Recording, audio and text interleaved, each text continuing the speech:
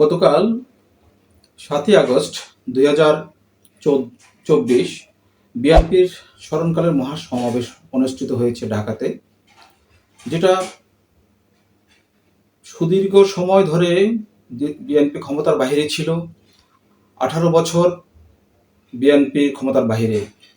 এই সময় এত বড় সমাবেশ এত অল্প সময়ের মধ্যে বিএনপি আর কখনো করতে পারেনি। কিন্তু অবাক বিষয় হচ্ছে যে গতকাল সোশ্যাল মিডিয়াতে দেখা গেছে কিছু ব্যক্তির কিছু প্রশ্ন, কিছু কটাক্ষ আমার মনে হয়েছিল যেগুলো খুব অবুঝ বালক সুলভ প্রশ্ন ছিল।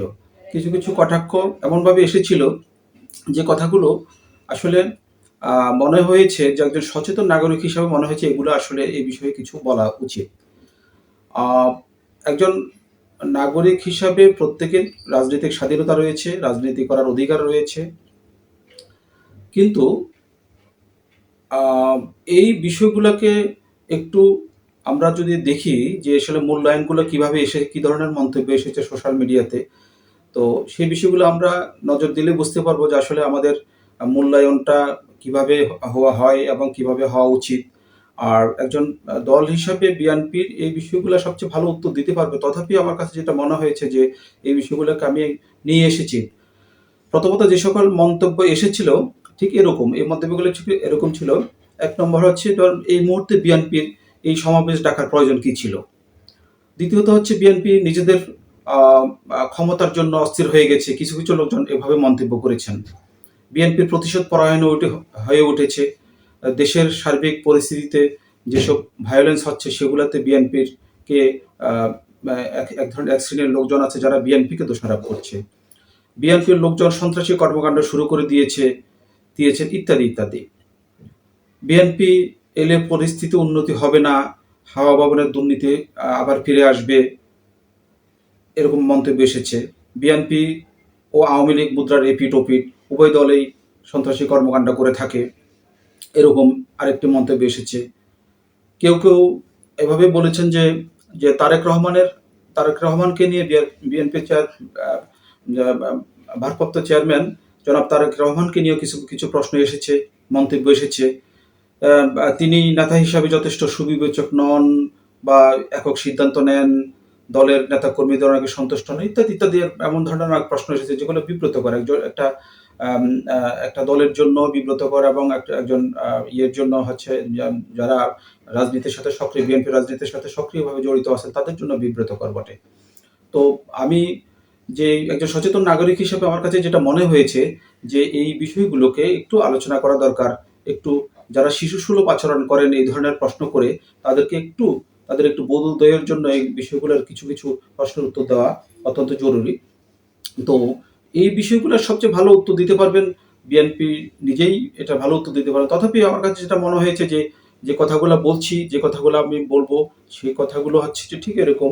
যদি আমরা সমাবেশের যৌক্তিকতার কথা বলি, যে এই সময়ে বাংলাদেশের এই 5ই আগস্টের যে আমরা স্মরণকালের, আমরা যেটাকে দ্বিতীয় মুক্তিযুদ্ধ বলা হয়, দ্বিতীয় মুক্তিযুদ্ধের বিজয় হিসেবে আমাদেরকে স্বাধীনতা দিবস হিসেবে চিহ্নিত করেছেন সারা জাতির মানুষ, আমরা করেছি। সেখানে এই এত বড় একটা বিজয় পাওয়ার পর দীর্ঘদিন স্বৈর শাসকের নির্যাতন, উৎপীড়ন এগুলো সহ্য করে বিএনপি ঠিকমতো কোনো একটা প্রোগ্রাম করতে পারে নাই। সেই পরিস্থিতিতে বিএনপি একটা প্রোগ্রাম করেছে। এটা প্রোগ্রাম করার একটা অধিকার, একটা সমাবেশ করার অধিকার তার কনস্টিটিউশনাল অধিকার রয়েছে এবং তার আইনগত অধিকার রয়েছে।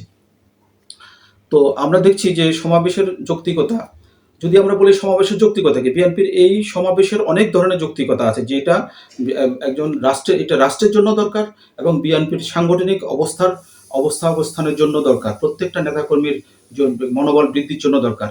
আমরা যদি দেখি যে এটা আইন শৃঙ্খলা পরিস্থিতিকে নিয়ন্ত্রণ করতে এটা সহায়ক হবে।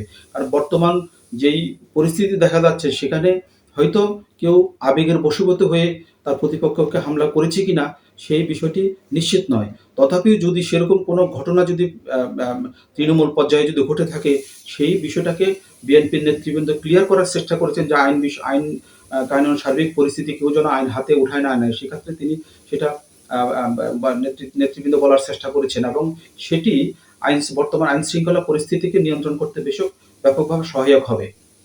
দেশের সার্বিক পরিস্থিতিতে বিদেশি অশুভ শক্তিরা অনেক থাকতে পারে, যারা চক্রান্ত করে বিরুদ্ধে দেশের বিরুদ্ধে কোনো পদক্ষেপ নেওয়ার মানে চিন্তা ভাবনা করতে পারে। সেই ক্ষেত্রে এরকম পরিস্থিতিতে একটি সমাবেশ হলে যে জাতীয় জাতিকে ঐক্যবদ্ধ করতে সুবিধা হয়, যেটা বিএনপি, আমি বিশ্বাস করি যে সেটাকে দেশবাসীকে ঐক্যবদ্ধ করে রাখার কৌশল হিসেবে সেটা কাজে লেগেছে।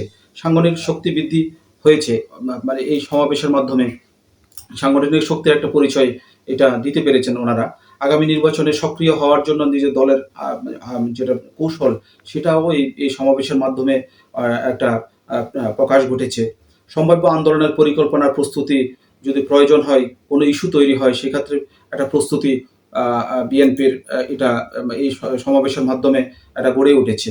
রাজনৈতিক ইস্যুগুলা বিভিন্ন ধরনের প্রয়োজনীয় ইস্যু, অনেক সময় জাতীয় ইস্যু, প্রয়োজনীয় ইস্যুগুলোতে রাজনৈতিকভাবে একটা সিদ্ধান্ত গ্রহণের সুযোগ তৈরি হবে এবং সাংগঠনিক নেতাকর্মীদের মধ্যে একটা মনোবল তৈরি হবে। সাংগঠনিক নেতৃত্ব ও সাংগঠনিক শক্তির যে পুনর্নবায়ন, আমরা যদি বলি, এটাকে প্রাণের আকুতিও একটা ছিল ব্যাপক। নেতাকর্মীদের তৃণমূল পর্যায়ের ব্যাপক একটা প্রাণের আকুতি ছিল। দীর্ঘদিন দেশনেত্রী খালেদা জিয়াকে মানে তাদের মধ্যে নেতাকর্মীদের মাধ্যমে মানে না পাওয়ার যেই ওনাকে দীর্ঘদিন মিস করেছেন, সেটা না পাওয়ার যেই সে আকুতিটা মিটাতে সক্ষম হবে। এটা একটা ঐতিহাসিক রাজনৈতিক তাৎপর্যপূর্ণ সমাবেশ বটে।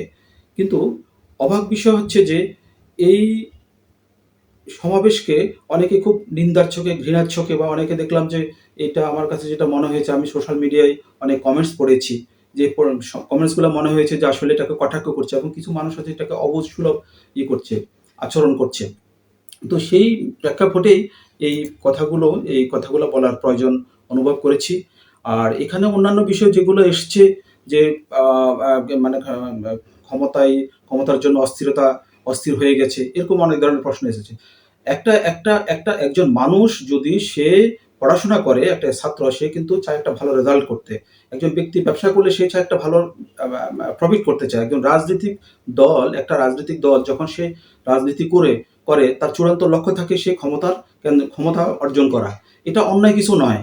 একটা রাজনৈতিক সংগঠন রাজনীতি করবে এবং জনগণের ম্যান্ডেট নিয়ে ক্ষমতায় আসবে, দেশ পরিচালনায় অংশগ্রহণ করবে, এটাই স্বাভাবিক। এখানে তো অন্যায়ের কিছু না। অস্থির হয়ে যাওয়ার বিষয়টা এভাবে আসা মোটেও সঙ্গত ছিল না। আর প্রতিশোধ পরায়ণের কথাও বলা হয়েছে।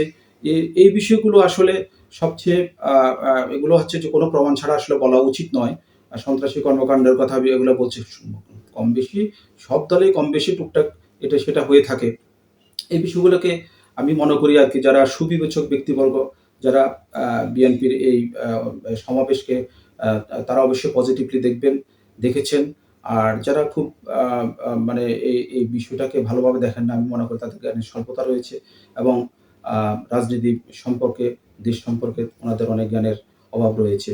আশা করি এই সকল বিষয়ে আমাদের দেশের মানুষের আরও বেশি ইতিবাচক পরিবর্তন হবে দৃষ্টিভঙ্গির, এই প্রত্যাশা রাখছি। আল্লাহ হাফেজ। দেখা হবে কোনো ভিডিওতে পরবর্তীতে।